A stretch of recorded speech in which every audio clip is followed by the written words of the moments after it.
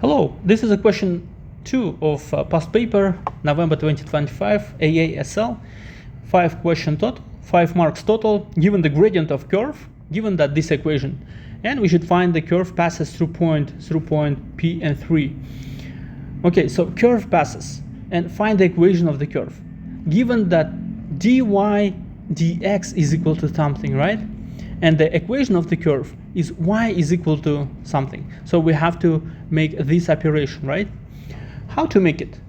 We can integrate both sides, right? So dy dx cosine x minus sine x. And now let's make integration sign both sides. But before that, technically, we have to make this way, dy, and dx should be on the right side.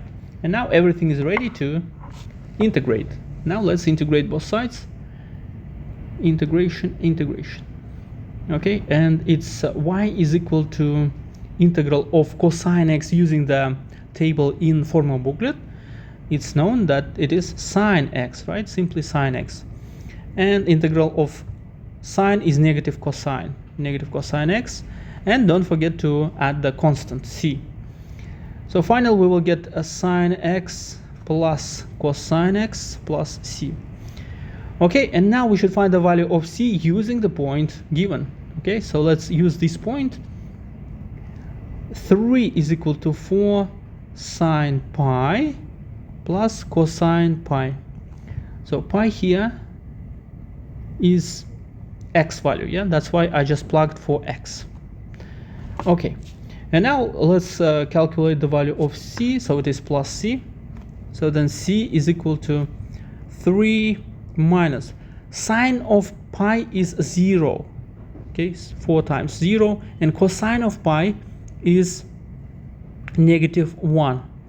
Okay, so c is equal to 3 plus 1, it is 4.